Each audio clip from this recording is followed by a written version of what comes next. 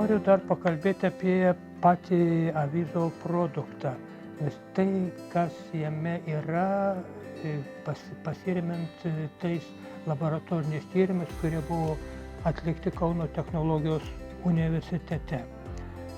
Tad mokslininkai probiotikais, fermentuotais gėrimais susidomėjo palyginti nesenai. Kaip sakiau, gamtoje tai yra natūralus veiksmas, tai yra bakterijos yra fermentuotojos, bet mokslininkai fermentaciją atrado tik tai XIX amžiaus maždaug viduryje, o kas link liečia sveikatą, tai galbūt tai pirmasis buvo toksai Nobelio premijos laureatas Ilja Mečnikovas, kuris 1900-aisiais, tai yra daugiau kaip prieš 100 metų, pastebėjo, kad dėka gausaus fermentuotų pieno produktų vartojimo Bulgarijos valstiečių vidutinė gyvenimo trukmė ilgesnė negu kitų šalių gyventojų, dėka fermentuotų pieno produktų vartojimo.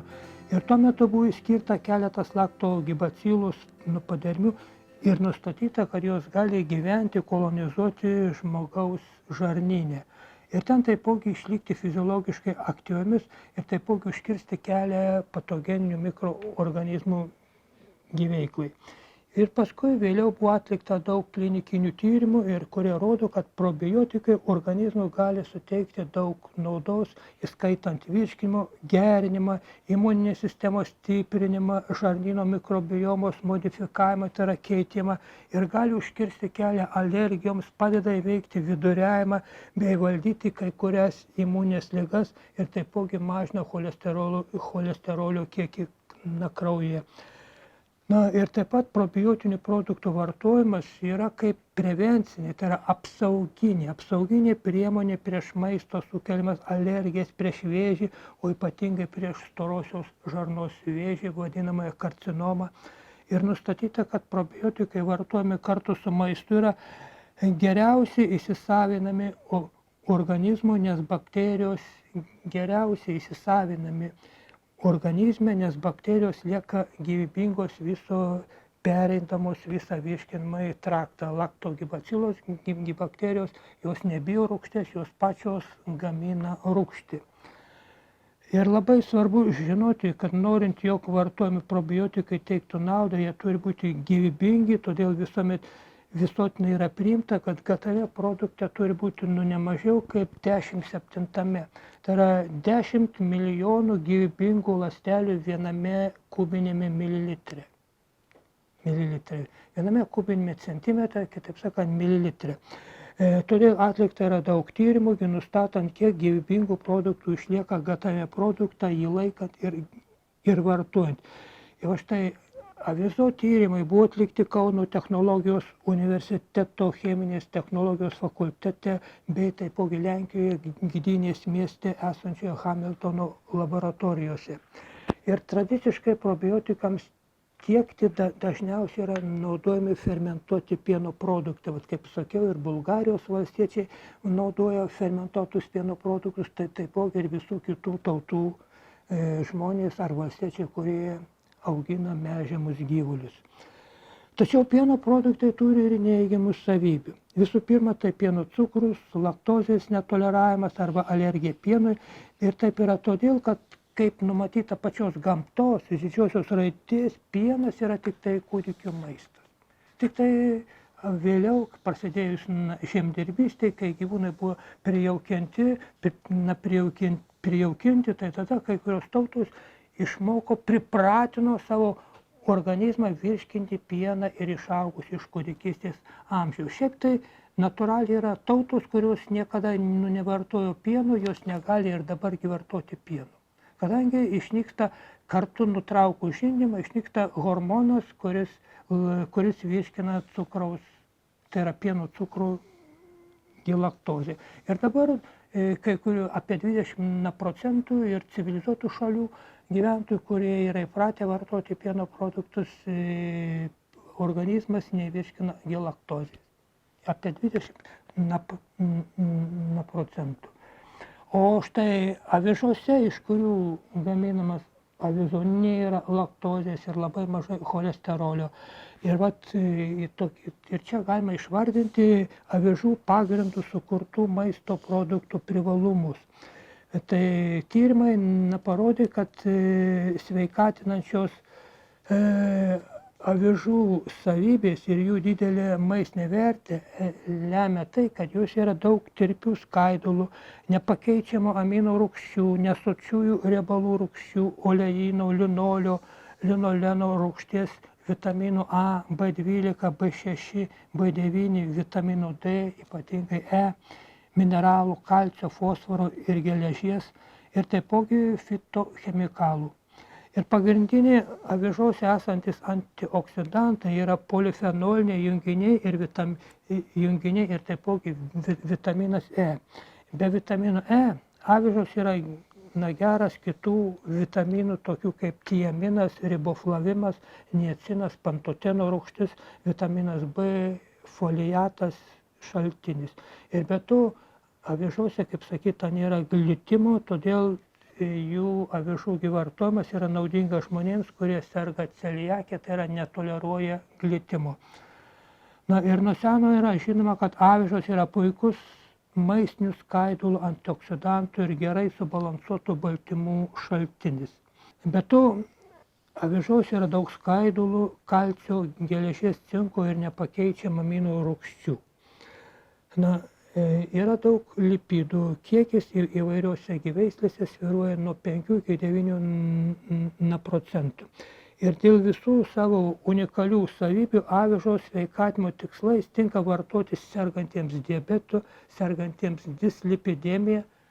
Tai liga, kai kraujo riebalų lipidų disbalansas, tai yra, kai jų būna per daug ir kai kraujas pradeda krešėti, sulipti, tai vadinama dislipidemija, tai yra hipertenzija, tai yra kraujo spaudimas, taipogi sergant įvairiais uždegimais, kraujagyslių pažeidimais sergantiems žmonėms. Ir tyrimais yra įrodyta, kad avižos gali skatinti pieno rūgšties bakterijų augimą. Ir viena iš tokių svarbiausių probiotinių padermių savybių skirtų naudoti fermentuotose avižų gėrimuose yra jų sugebėjimas fermentacijos metu gaminti bakteriocinus. O bakteriocinai tai yra bioaktyvios baltyminės antimikrobinės medžiagos, kurias gamina kai kurios laktobacillus, laktokokus, pediokokus, padermės ir kai kurios mielės ir taipogi siūliniai grybai. Ir bakteriociną gaminantis mikroorganizmai gali užkirsti kelią patogenų, tokių kaip stafilokokus, bacillus cereus, listerija monocitogenės ir clostridium botulinum augimui. Tai kaip jeigu žinote, tai yra iš tikrųjų gana patogeniškos bakterijos. Ir jie veikia kaip biokonservantai, pakeičiantis kai kurių cheminių priedų naudojimą. Visi bakteriocinai yra puikus, tai yra aktyvus ir neturi toksiškumo ir be to yra puikus fermentuotų maisto produktų biokonservantai ir jie daro žarnyno aplinką nepalankę patogeniniams mikroorganizmams, nes gali keisti ir keičia žarnyno mikrobiotą. Įrodyta, kad fermentacijos proceso metu padidėja avižų fenolių, avenantramidų ir flavonoidų kiekis ir tai padidina antioksidantų apsauginį vaidmenį nuo DNR pažeidimų. Be to, fermentacija daro antioksidantus ir mikroelementus lengviau prieinamus ir sumažina antinutrientų, tokių kaip fitatų ir tripsino slopiklių kiekį. Antinutrientai tai yra augaliniai junginiai, mažinantis organizmo sugebėjimą pasisavinti svarbiausias maistinės medžiagas. Tai šitie antioksidantai mažina jų poveikį. Ir taip pat fermentacija pagerina avižų gėrimų tekstūrą, skonį, aromatą. Taigi yra pripažinta, kad mikroorganizmai tai yra viena iš pagrindinių susirgimų priežasčių, nors kaip dabar vis labiau teigiama, kad dauguma mūsų aplinkoje esančių mikroorganizmų yra nekenksmingi, tačiau tarp žmogų supančių ir jame gyvenančių mikroorganizmų gali būti ir ligų sukėlėjų. Ir parazitiniai mikroorganizmai sukeliantys infekcijas ligas yra vadinami patogenais. Na ir žmogaus žarnyno mikroflora labai priklauso nuo suvartoto maisto.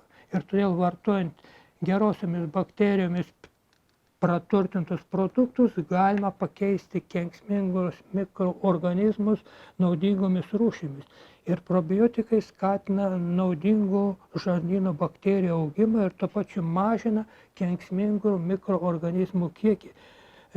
Kitaip sakant, slopina ir reguliuoja patogenus, tai yra kenksmingas bakterijas, ir pabrėžiu, kad šitie fermentuoti produktai nesunaikina, bet slopina, tai svarbu.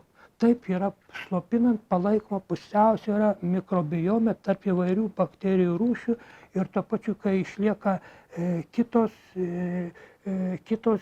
bakterijos, kurios gali būti galimai nepavojingos, taip tokiu būdu yra stiprinamas, auginamas imunitetas. Jeigu išnaikinti visas kenksmingasias, mūsų imunitetas iš karto susilpnėja, kenksmingųjų turi būti, bet jų turi būti ne per daug, tam, kad juos treniruotų, augintų mūsų imunitetą. Ir tyrimo metu buvo išaiškinta visa eilė patogeninių, galimai kenksmingų bakterijų, kurias slopina avizo fermentuotas gėrimas. Visų pirma, tai yra Escherichia coli, tai viena iš pagrindinių žarnyno mikrofloros bakterijų, žarnyno patogeninė gėlasdelė, kuri sukelia apie 10% vaikų viduriavimo atvejų.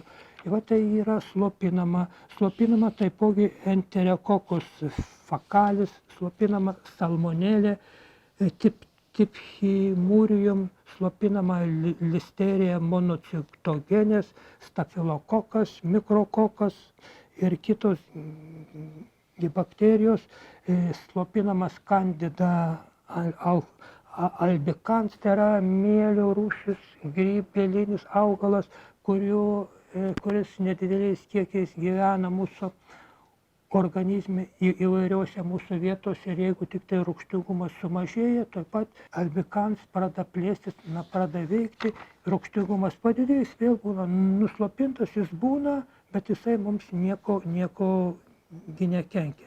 Na ir kitos bakterijos yra slopinamos su sunkiai ištariamais pavadinimais, ir tyrimas parodė, kad neslopina tik tai Helicobacter pylori. Ir aš dabar apie Helicobacter pylori reikėtų atskirai pakalbėti.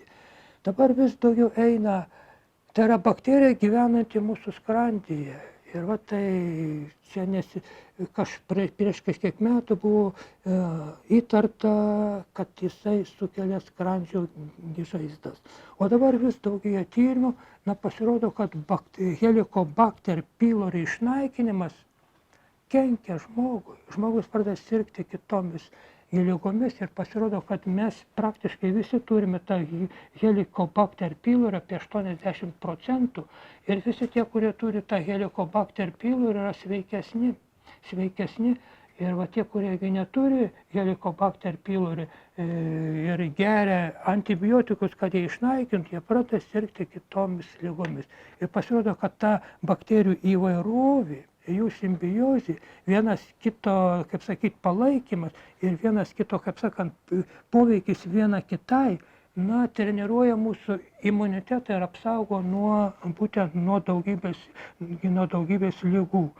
Ir ta Helicobacter bakterija žmonės susikrečia vaikystėje, ir šiandieniniai įrodymai, tyrimai rodo, kad žymiai yra palankiau, kai žmogaus skrandyje šita Helicobacter bakterija gyvuoja ir gyvena, ir tuo pačiu žmogus būtent yra sveikesnis. Ir dabar yra kalbama apie tai, kad apskritai naikinti nereikėtų nieko, tik tai slopinti kitomis geromis bakterijomis. Ir taip šitas antibakterinis slopinantis poveikis buvo įrodytas, buvo atliekant tyrimus ir tas tyrimas įvertintas po 24 valandų ir tas tyrimas, kaip matote, yra pateiktas šitame gelankstinuke ir tuo pačiu, tai, kaip sakant, yra sertifikuotas, tai yra patvirtintas tyrimas, kuris garantuoja, kad iš tikrųjų tai, kas rašoma lankstinuke, kas sakoma reklamai, tikrai taip yra, nes tai yra patvirtintas specialiais tyrimais. Ir todėl šito avizu galima geriau pasitikėti negu kitais panašiais fermentuotais produktais, kuriuose tyrimai nebuvo atlikti ir kurie neturi įrodančių dokumentų arba sertifikatų.